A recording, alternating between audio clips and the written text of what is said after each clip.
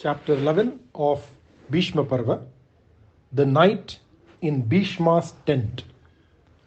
Duryodhana was extremely unhappy. The only person who could comfort him was Radeya. He went to his dear friend and told him all that he had been suffering for the last 8 days. He told him about the death of his 24 brothers. He told him about the dwindling of his army. He complained against the way his grandfather was fighting. Radeya listened to everything. He was a great comfort to the bruised heart of Duryodhana. After a while, he said, "Please do not be so unhappy, my dear friend. I am sorry for you. There is nothing in this world that will give me joy except to see the smile on your face.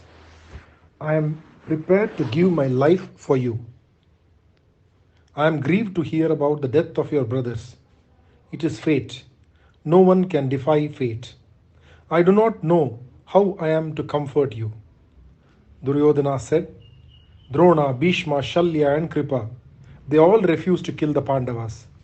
They are destroying the army quite willingly, but that is not enough.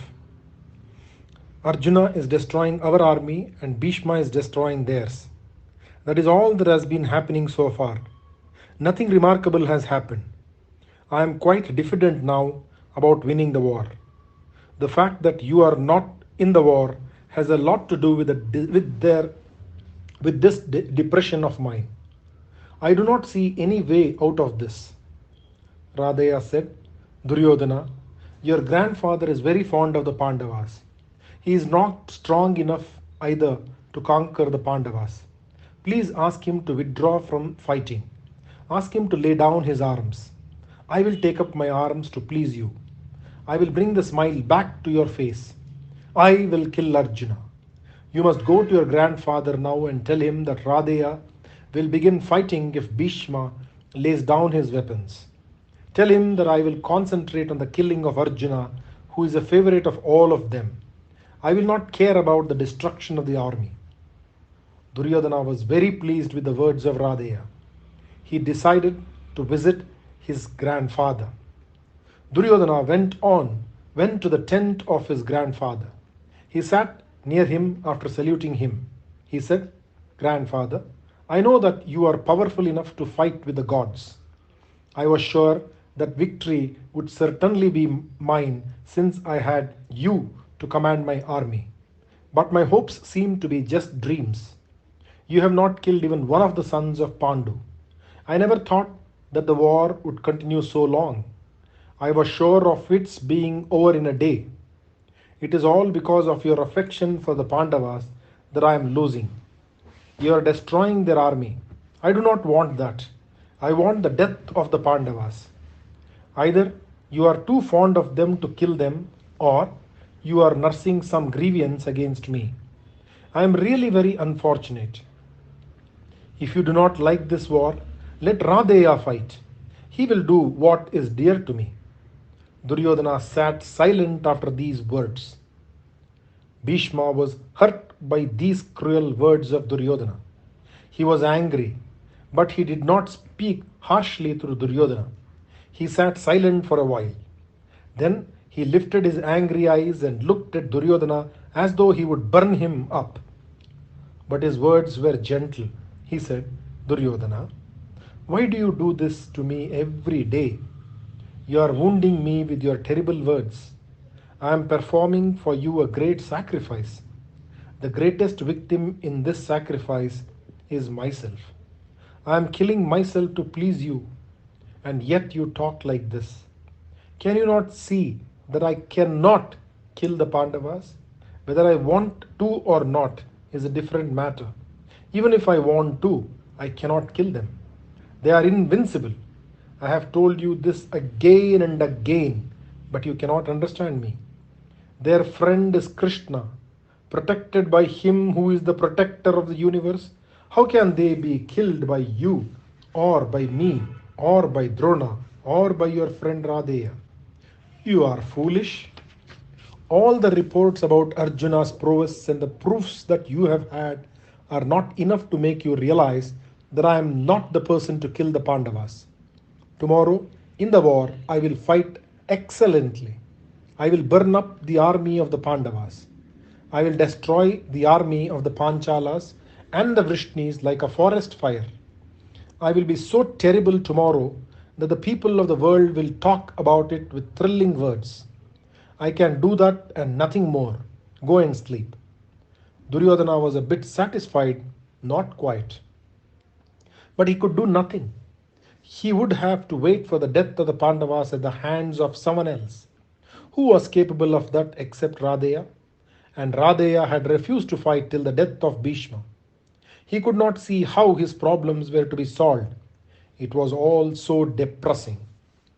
Radeya was unhappy too.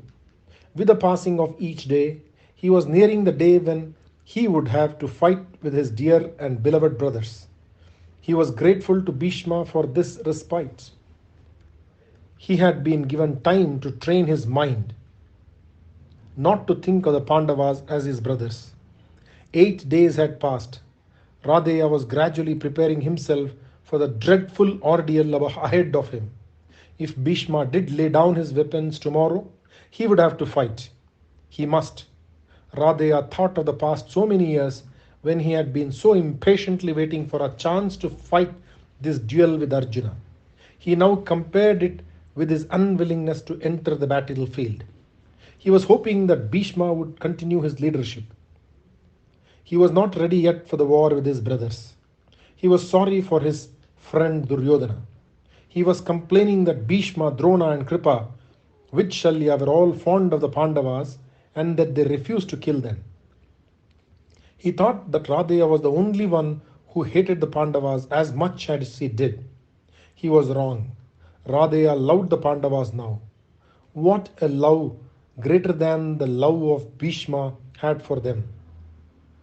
He was wrong. Radeya loved the Pandavas now with a love greater than the love Bhishma had for them. But he could not tell anyone about it.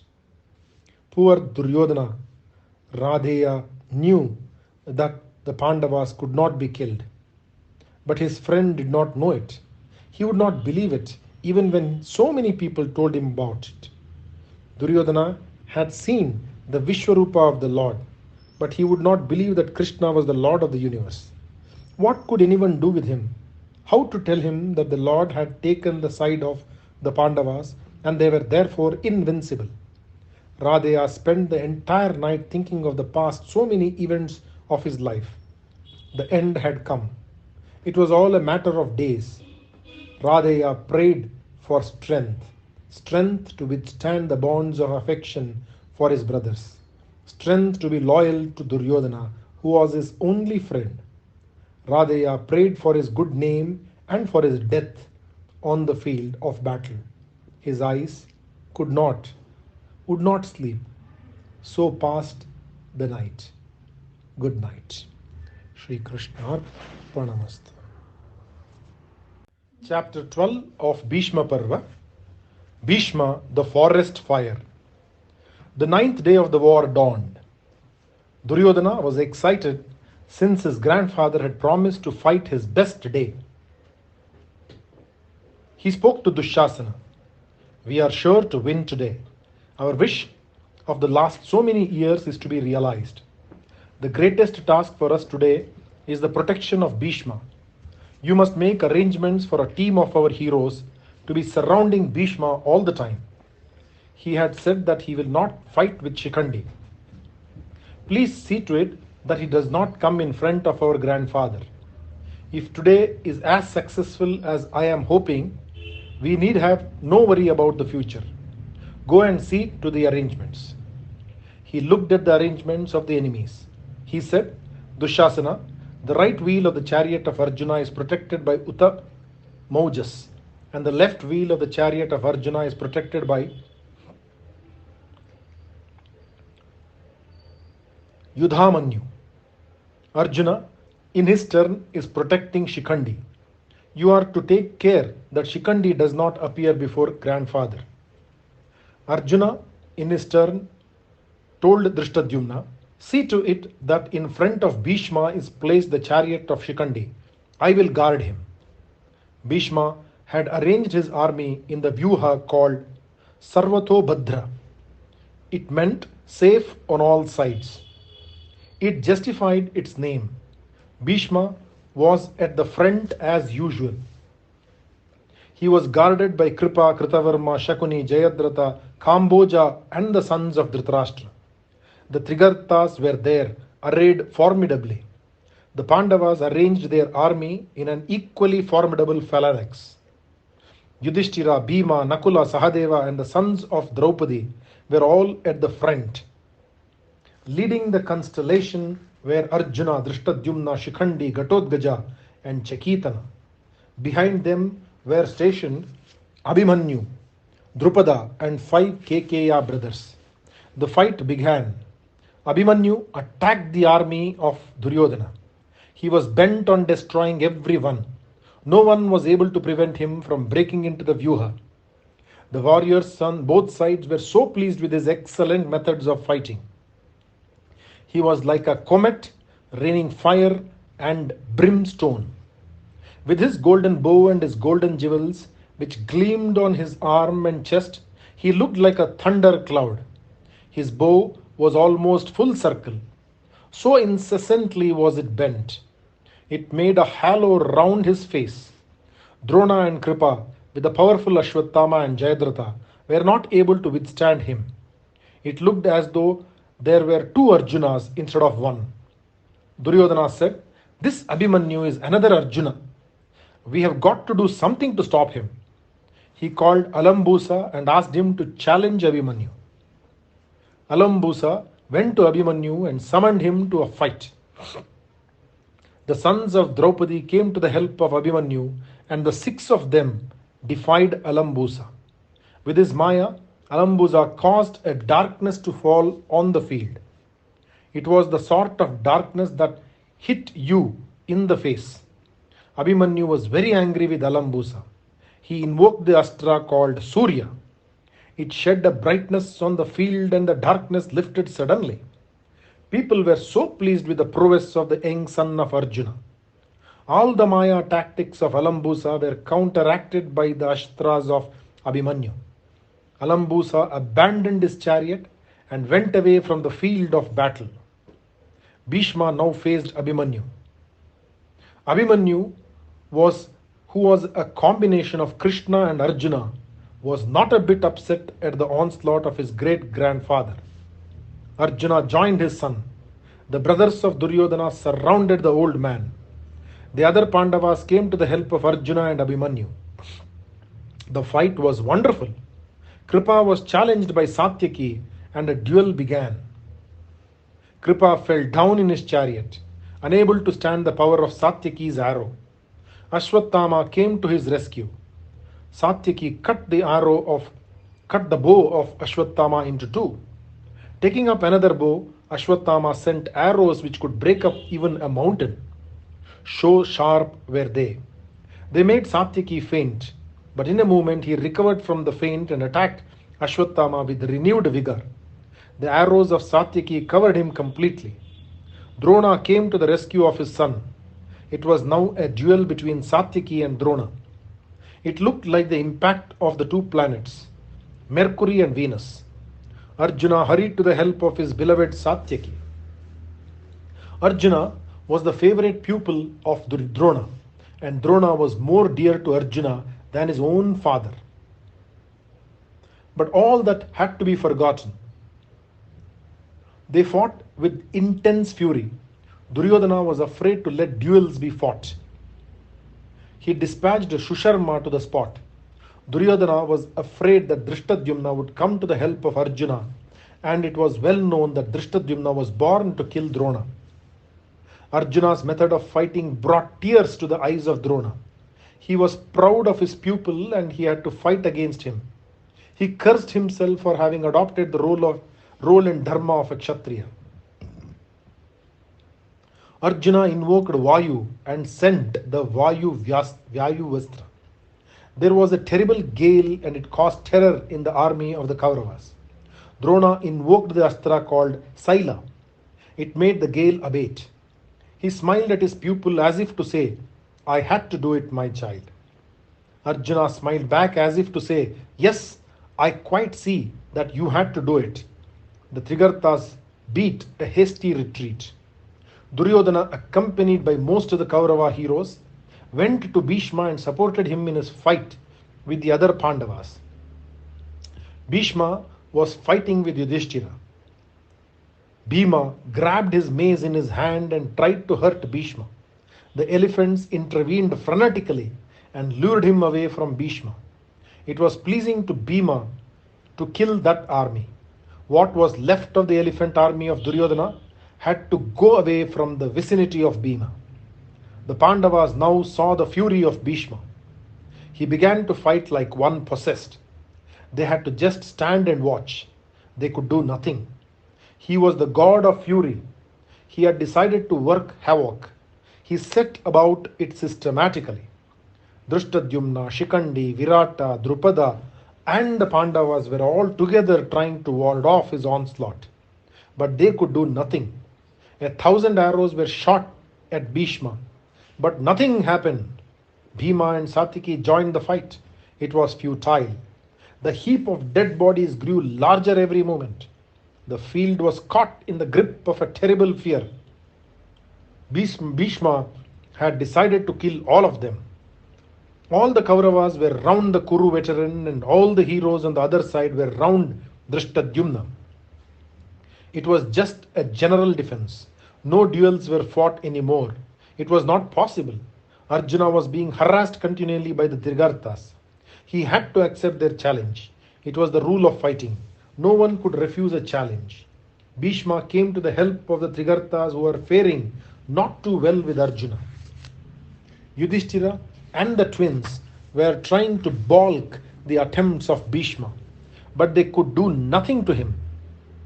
They were able to kill a large portion of the personal army of Duryodhana. A large slice of it was destroyed. Duryodhana was very much upset by this.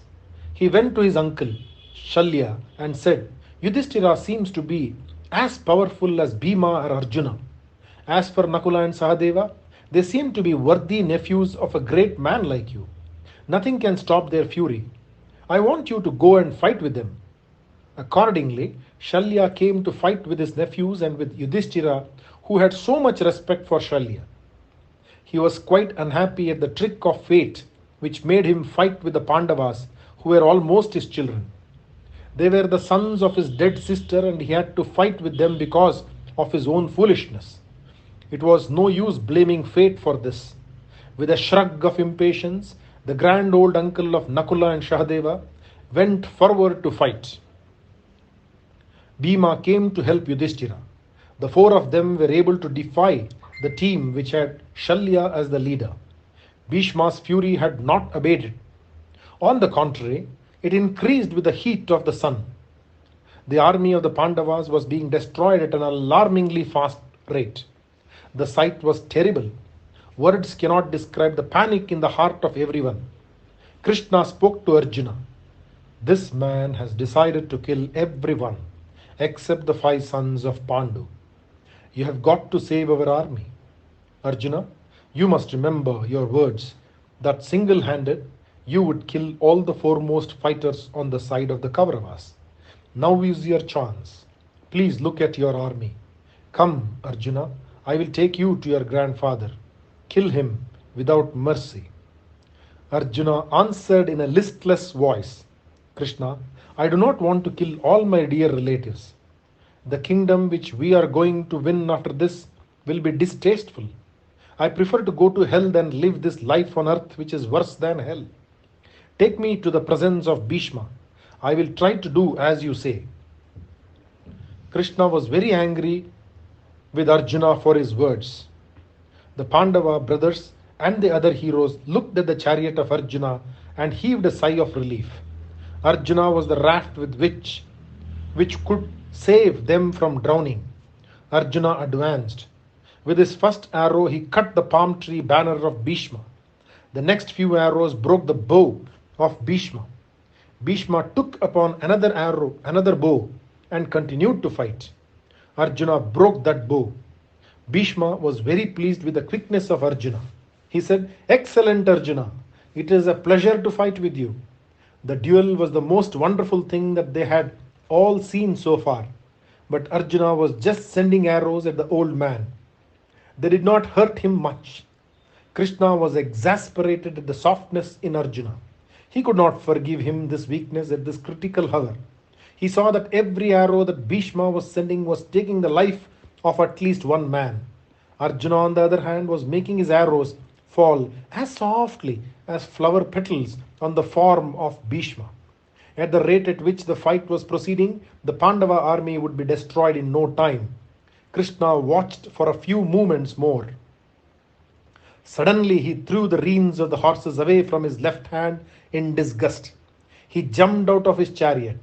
He had the chakra in his hand. He went and stood in front of Bhishma. His face was distorted with anger. Everyone who saw the anger of Krishna shouted, "Bhishma is killed! Bhishma is killed!" Bhishma was quite calm and collected. He smiled at Krishna and said, "Come, my beloved Lord. I am happy to see you. I will welcome death at your hands.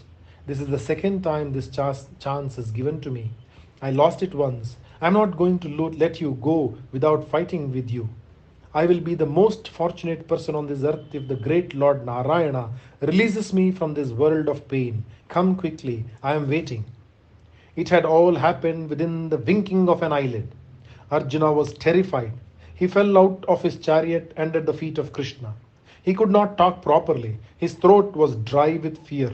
He just caught the feet of Krishna in his two arms and looked at him with tears in his eyes.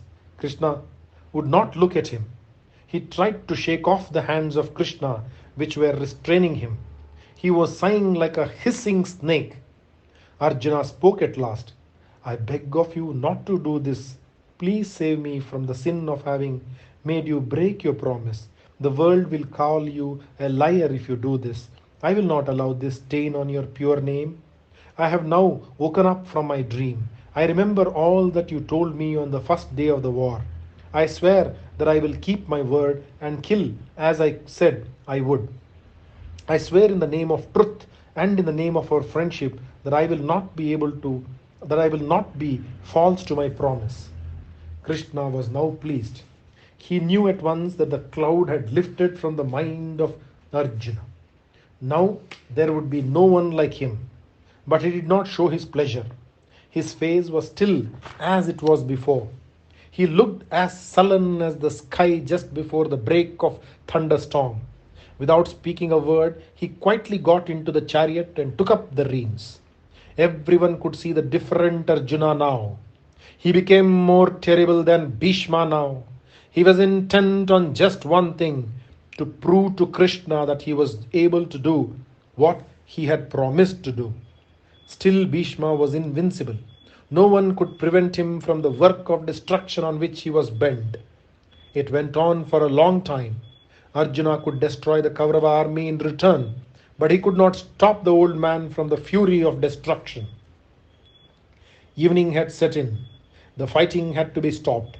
The sun had set on the 9th day of the war.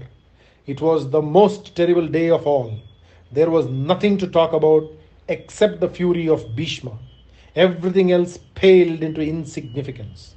The Pandavas were just terrified for the first time in their lives. This was something they had not thought possible. They had no hopes of winning the war. Not with Bhishma fighting like this. The Pandava camp was silent today. No conches were blown. No trumpets announced their happiness. They were all sunk in gloom, in the darkest depths of despair. Shubharatri.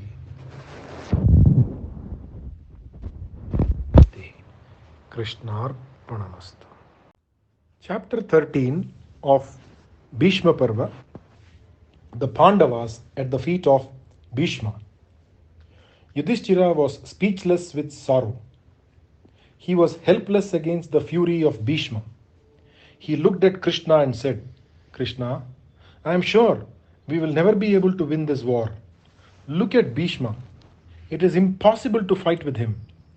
We have been trying for the last 9 days to stop him, but it is not possible.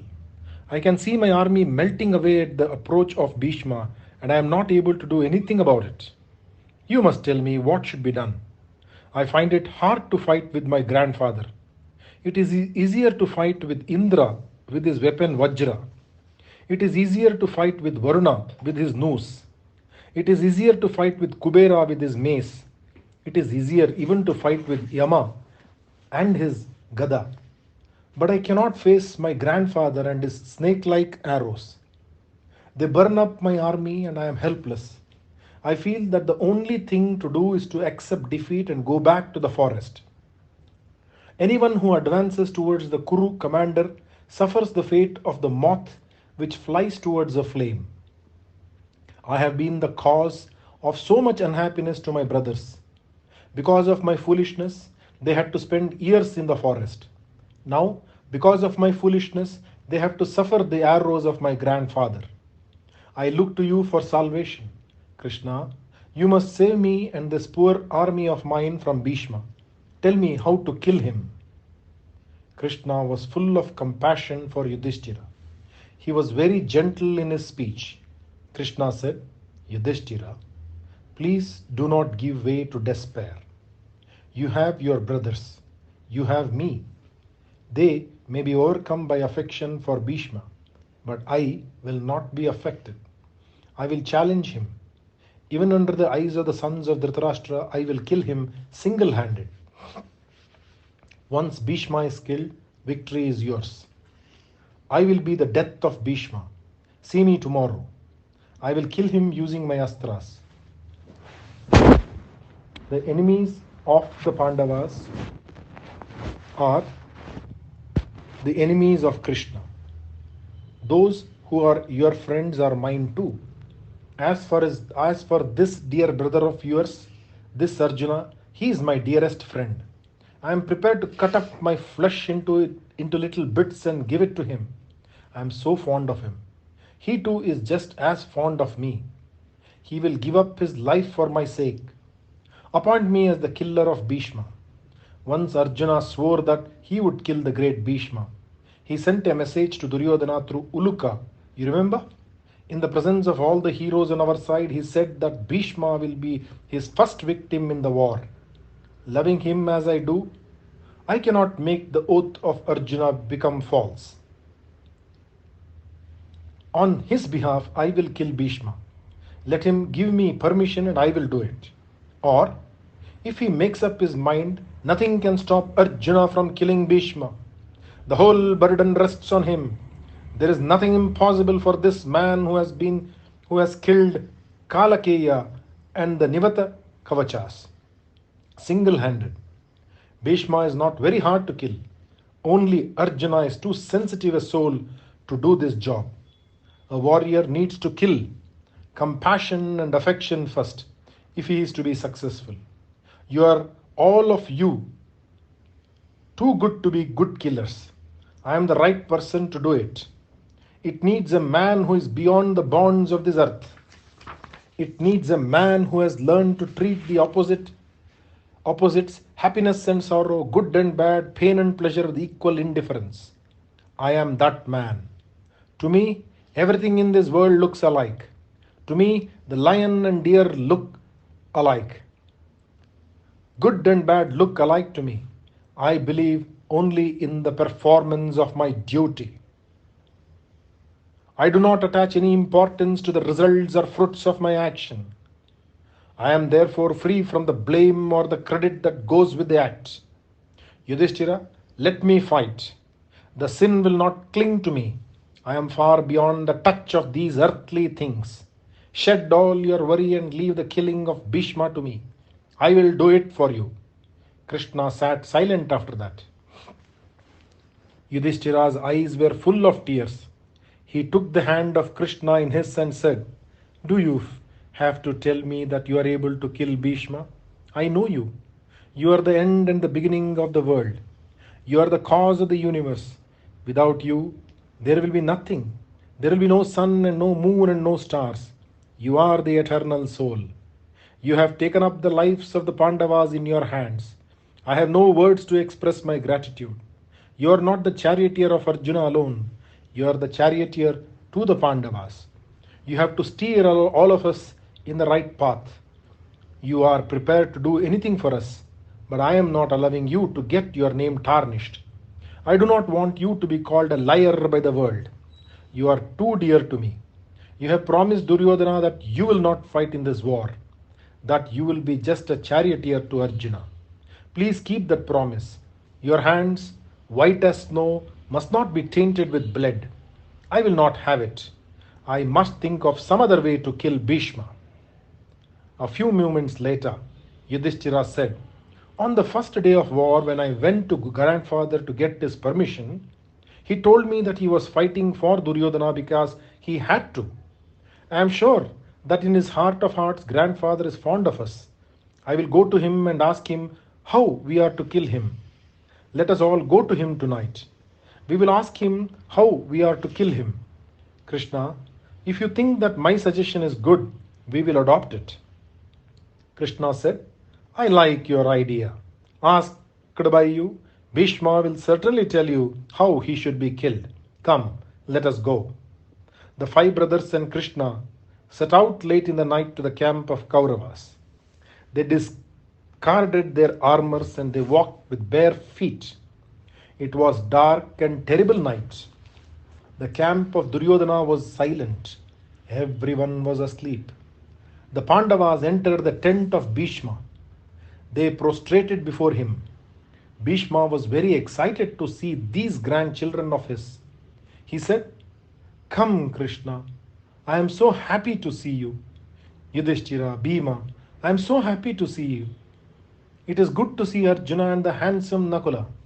Sahadeva, how are you, my child? Arjuna, let me congratulate you on your wonderful fighting. Your son is equally wonderful, if not more. You are very fortunate. And now, what can I do for you? What brought you all here in the middle of the night, on foot, without your armors? Tell me what you want me to do. Yudhishthira was very sad. He looked at the grand old man and said, my lord, how can we win this war? You said that victory would be ours. You are there on the field sitting in your silver chariot with your bow bent full circle. You are like a forest fire. You are destroying my army. I can see your arrows raining on us like raindrops from a dark rain cloud. How can we win when you are set on killing all of us? I am here to ask you something which I hate to ask. Yudhishthira could not speak. His tears were choking him. Bhishma put his hand on the bent head of Yudhishthira. He passed his old gnarled fingers along his back with great love and tenderness. He said, tell me, my child, ask anything of me. If I can help, I will certainly do it. Yudhishthira said, my lord, unless you are killed, we cannot win. I have to ask you how we should kill you. I hate this war. I am sorry I was born a Kshatriya. I have to win this war. I have got to see you killed. I must know how we must set about it. Sobs racked his frame. He could not say anything more. Bhishma smiled at all of them. Still he kept on stroking Yudhishthira. He said, you are right. As long as I am alive, there is no chance of your winning. If you are able to kill Bhishma, victory is yours. You must kill me at once. Yudhishthira said, I hate to think of you as dead. You are so dear to us. I am so unhappy. I cannot think at all. Can we not win the war without killing you? Is there no other way? Bhishma said, no, my child. There is no other way. But let me assure you, I will be happy to die. I am too powerful to die. I cannot be killed even by Indra. I hate this invincibility of mine. My child, if only you knew how much I am longing for death. I hate this life of mine. I have not been happy. I want death. Yes, my child, I want death. I am pinning for death, which will be a merciful release for me. But I cannot be killed. I am so eager to die. I am very grateful to you for asking me how you can kill me. They were listening to his words as though they were under a spell. He continued, there are only two people who can kill me. One is Krishna and the other is Arjuna. Bhishma took Arjuna on his lap and said, my child, kill me tomorrow. I am so tired. You say you love me. If you do really love me, please kill me and give me the peace I have been longing for. Arjuna buried his face in the magnificent chest of his grandfather. He was once again the child who had come to Hastinapura 17 days after the death of their father. They were once again the helpless children who had come to find love and care from the Kuru elders. Bhishma said, "No one can kill me when I am fighting. If you find me laying down my weapons, you can kill me. If you bring Shikandi in front of me tomorrow, I will lay down my bow. I will not fight with him since he was once a woman. I have sworn not to fight with a man who was once a woman, or with a man whose name is feminine. This Shikandi was Amba in his previous birth. Amba was the daughter of the king of Kashi. She was the sister of Ambika and Ambalika, your grandmothers." Bhishma began to tell them the tragic story of Amba. He told them about her penance and her being born as the son of Drupada because of the boon of Shankara. The Pandavas were listening with bated breath. They knew vaguely that Shikandi had been born to kill Bhishma, even as Drishtadyumna had been born to kill Drona. But this story of the long ago, the story of the woman who loved Bhishma so passionately that she was ready to kill him, to free him from his oath, the woman whose deep love looked like deadly hatred to the world of ordinary men, the woman who had the power to remember her previous birth, the woman who was the one person who understood the heart of this mighty man, this story made them humble. It was so sacred that they could not look at the great Bhishma with a reminiscent look in his eyes. They were silent in the presence of that suffering. Bhishma said, "Amba hates me. I can think of her only as Amba and not as a man." Shikandi. Amba hates me, but love and hate have but a shifting connotation, a slight change in the point of view, and they are the same. She is the one person who will grant me release from the bondage of life which has been imposed on me. This burden of life can be thrown away only with the help of Amba. Do not have any misgivings. Place Amba in front of my chariot.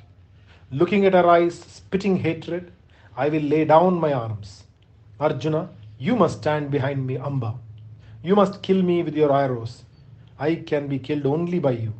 I assure you, my blessings will rain on you once this is done by you. I will be killed and then victory is yours. Go home, my children, and sleep without any worry. I will sleep too tonight. I have not had any sleep for this many a day. I thank you all for letting me sleep with joy in my heart.